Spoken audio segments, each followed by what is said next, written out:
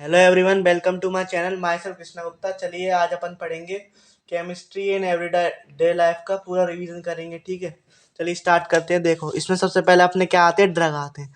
Drug का मतलब क्या होता है? They are the chemical which have low molecular mass, जिनका मॉलिक्यूलर मास कितना होता है अपना 100 से 500 माइक्रो में होता है। ठीक है, it interact with the macromolecule targets and the biological responses. ठीक है, ये अपना किससे इंटरेक्ट करता है? अपना मैक्रोमोलिक्यूल टारगेट से, बायोलॉजिकल रिस्पॉन्स से अपना ड्रग इंटरेक्ट करता है।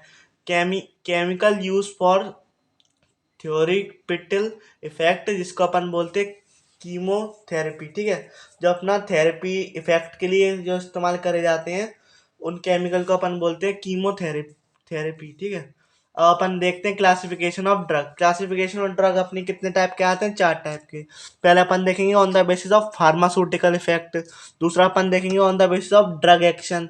तीसरा अपन देखेंगे on the basis of chemical structure. चौथा अपन देखेंगे on the basis of molecular target. ठीक है, अपन देखते हैं on the basis of pharmaceutical structure. ठीक है, सॉरी, फार्मास्यूटिकल इफेक्ट।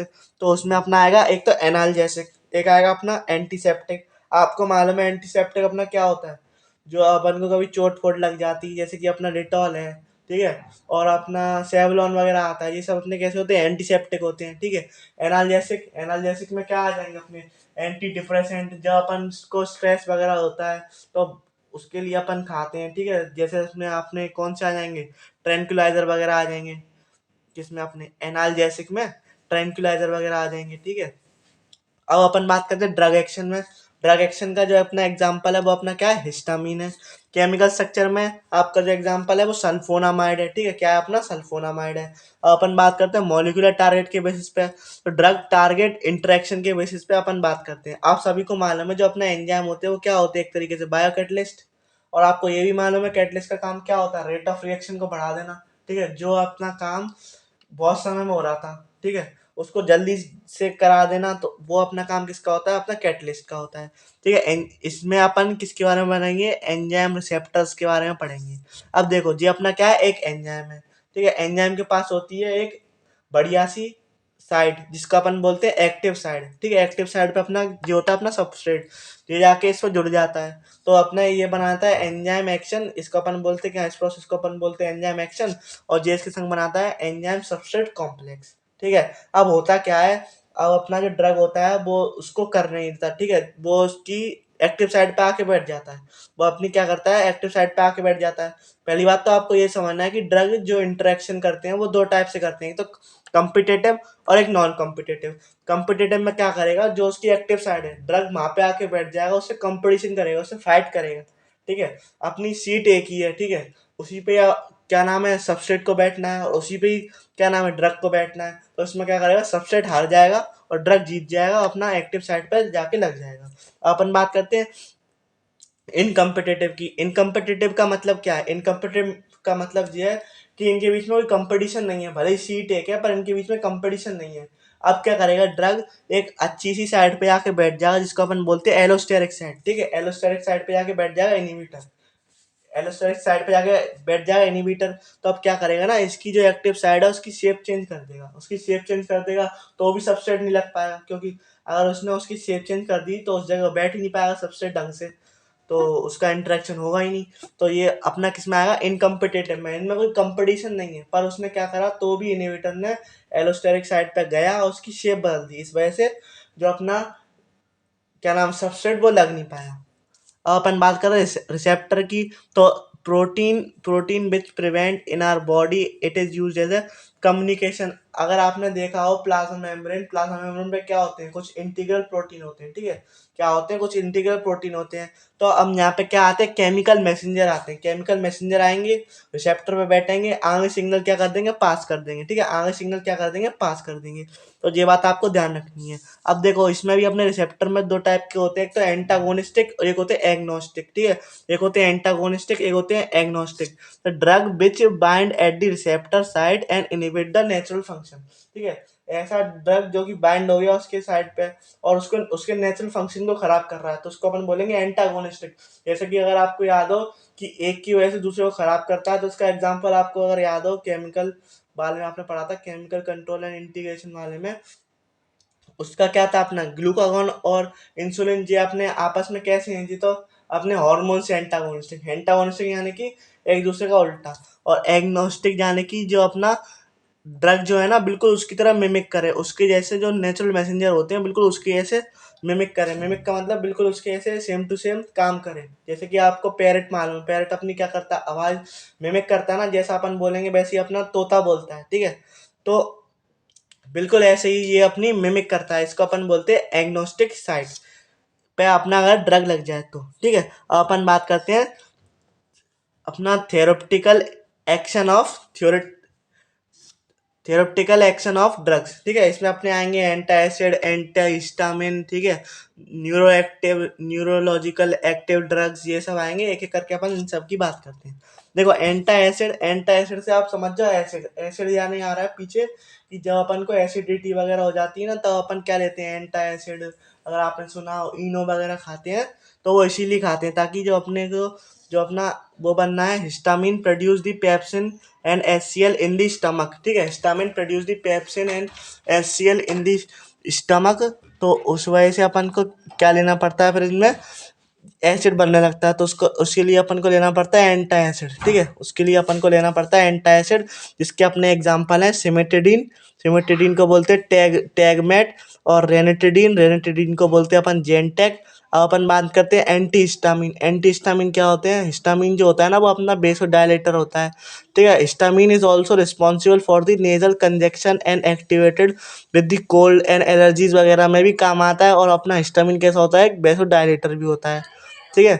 और अपना सिंथेटिक ड्रग लाइक अपना ब्रोमो ब्रोमोफिनाइल ममाइन, ठीक है, ब्रोमोफिनाइलमाइन, और अपना डेमटेक, और टेलीफ्रिडाइन, और अपना सेल्डेन, ठीक है, सेल्डेन, डिमटेक, और ये सब जो है ना अपने अपने किस में आते हैं, ये एंटी हिस्टामिन में आते हैं।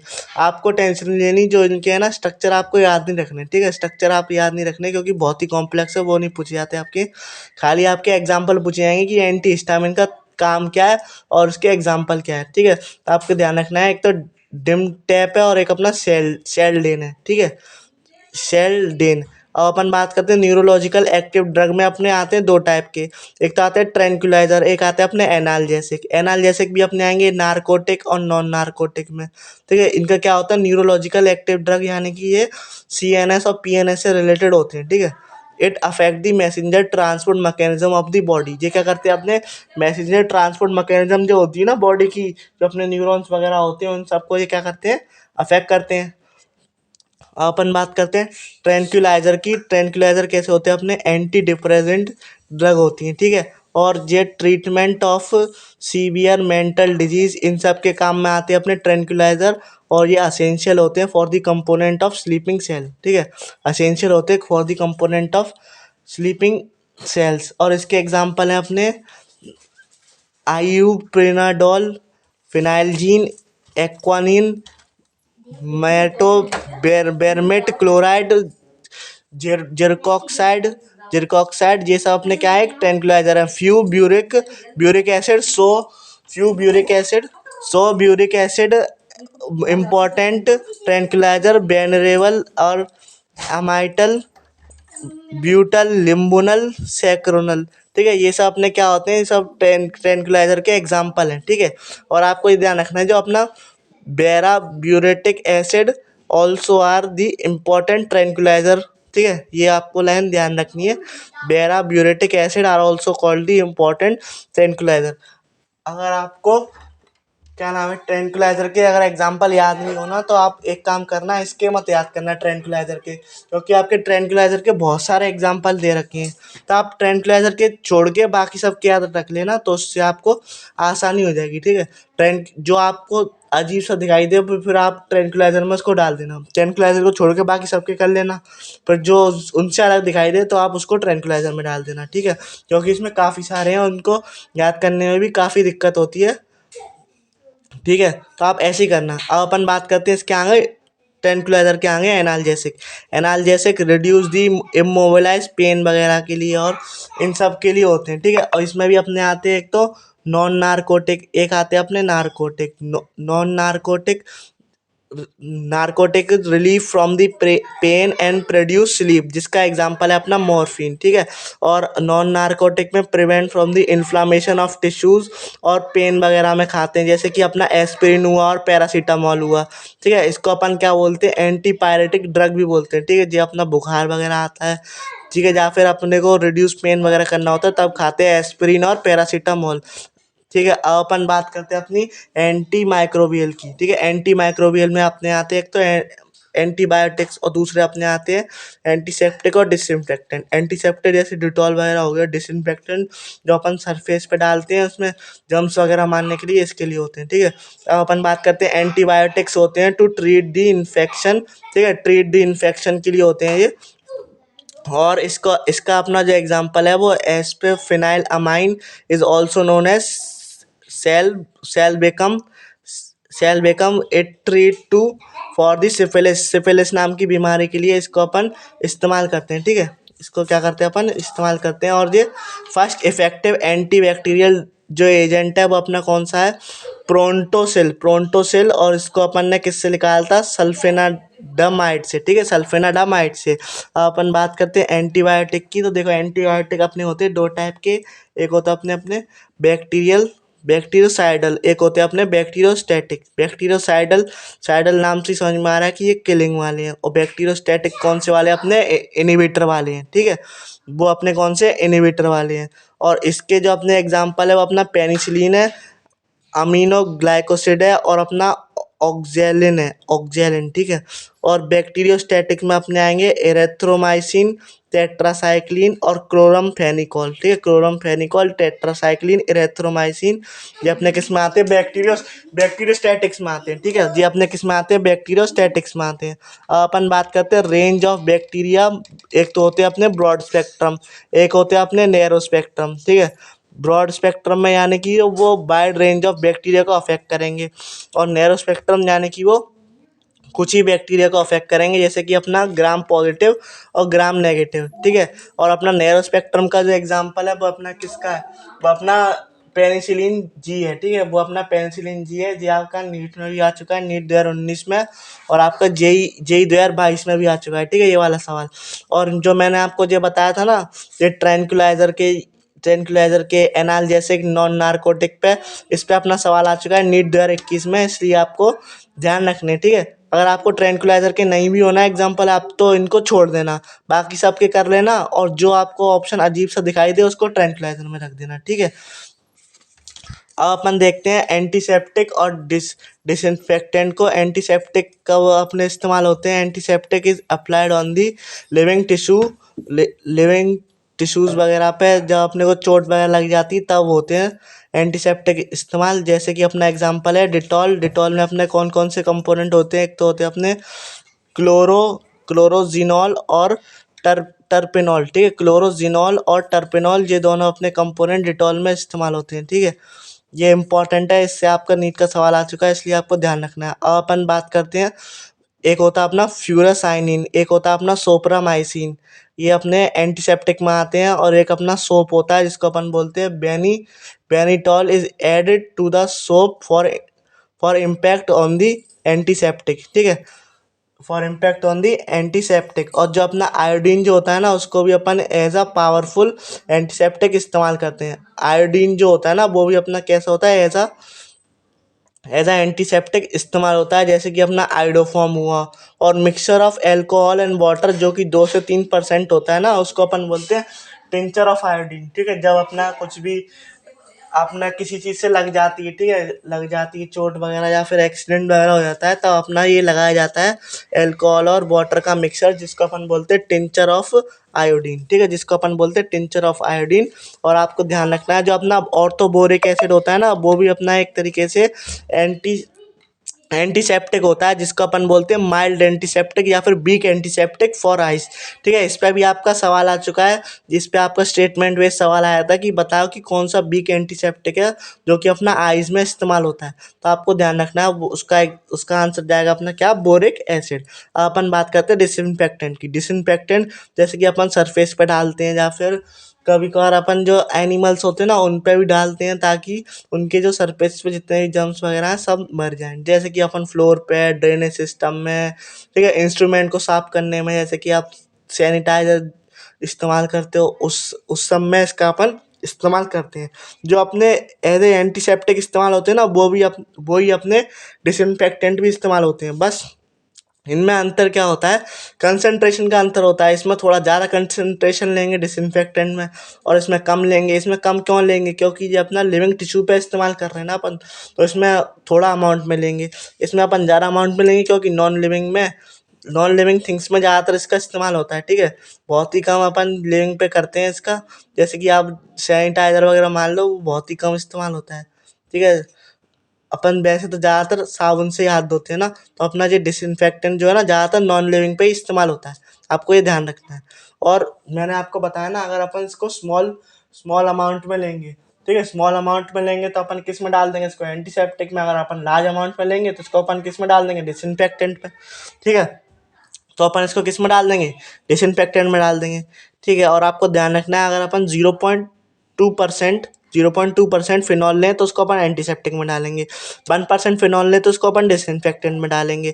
और अपना क्लोरीन इतना अगर ppm का हो, 0.2 to 0.4 ppm का होगा क्लोरीन इन एक्वस सॉल्यूशन, तो फिर अपन, और SO2 इन लो कंसंट्रेशन, तो इसको भी अपन किस में डालेंगे, डिसइंफेक्टेंट में डालेंगे। अगर आपने सुना हो, क्लोरीन भी अपना इस्तेमाल होता है डिसइंफेक्टेंट, काफ़ी वगैरह, पानी वगैरह साफ करने में, ठीक है। और काफ़ी जगह अपना इस्तेमाल होता है क्लोरीन भी एज डिसइंफेक्टेंट, तो आपको ये ध्यान रखना है, ठीक है। अब अपन बात करते हैं अपना एंटी फर्टिलिटी ड्रग, ठीक है। ये अपना किसके लिए इस्तेमाल होता है, अपना बर्थ कंट्रोल मेथड के लिए। और अगर अपना ओनली प्रोजेस्टेरॉन होगा तो उसका एग्जांपल है अपना नॉर्थिन ड्रोन, ठीक है, नॉर्थिन ड्रोन, तो आप इससे पहचान जाना। और आपका माने बोले कि दोनों कॉम्बिनेशन वाला कोई एग्जांपल बताओ, ईस्ट्रोजन और प्रोजेस्टेरॉन। आपको मालूम ही है कि अपने जो पिल्स में दोनों हार्मोन्स होते हैं, अगर एक भी वाली भी होती है और अपनी दोनों हार्मोन्स वाली भी होती है। अगर आपने रिप्रोडक्टिव हेल्थ में पढ़ा हो तो उसमें दोनों तरह की पिल्स होती हैं, ठीक है। तो अपना ओनली प्रोजेस्टेरॉन वाली का नाम है नॉर्थिंड्रोन, और दोनों का कॉम्बिनेशन हो तो ईस्ट्रिन ईस्ट्राडायोल, या फिर अपन बोलते हैं नॉरवेस्ट्रॉल, ठीक है, नॉरवेस्ट्रॉल या फिर ईस्ट्रिन एस्ट्राडायोल। इसमें अपना दोनों का कॉम्बिनेशन होता है, ईस्ट्रोजन और प्रोजेस्टेरॉन का, ठीक है। आपको ध्यान रखना है। अपन बात करते हैं केमिकल इन फूड, ठीक है। इससे भी आपका प्रीवियस ईयर आ चुका है, और एंटी फर्टिलिटी ड्रग से भी प्रीवियस ईयर आ चुका है, ठीक है। आगे बढ़ने से पहले मैं आपको एक चीज़ बता दूं कि ये जो चैप्टर है ना आपका, ये आपको जरूर +4 नंबर दिलवाएगा ही दिलवाएगा, ठीक है। आपका नीट 2022 में भी एक मैचिंग आई थी, आपको आपकी है ना, नीट 2022 में एक मैचिंग भी आई थी। अगर आपने पेपर देखा हो तो उसका, जो कि काफ़ी आसान थी, ठीक है, जो कि अपनी कैसी आई थी, बहुत ही आसान आई थी। अगर आपको खाली इसके एग्जाम्पल भी याद होते ना, तो भी आप इसका आराम से कर देते। और इससे आपको हर साल एक ना एक सवाल तो जरूर देखने को मिलता ही मिलता है, तो आप इसको ध्यान से करें, ठीक है। इस चैप्टर को अगर एक बार में समझ में नहीं आया तो दूसरी बार जरूर देखें वीडियो को। जैसे कि आप देख सकते हैं, ये अपनी मैचिंग आ चुकी है नीट 2022 के सवाल में, ठीक है। और आप इसको आसानी से कर लेंगे एक बार, है ना। अगर आपको ये याद नहीं हुए हो, ठीक है, अगर आपको ये एग्जाम्पल याद नहीं हुए, पहली बार देखने में वैसे भी नहीं होंगे, तो आप दूसरी बार देखना तो आपको याद हो जाएंगे, और फिर ये ऐसे वाले सवाल आप जरूर करना, ठीक है। ठीक है, थैंक यू, मिलते हैं अगली वीडियो में। और जो इसका बचा हुआ पार्ट है केमिकल्स इन फूड में, तो अपन वो अगले वीडियो में देखेंगे, ठीक है। थैंक यू, मिलते हैं अगली वीडियो में।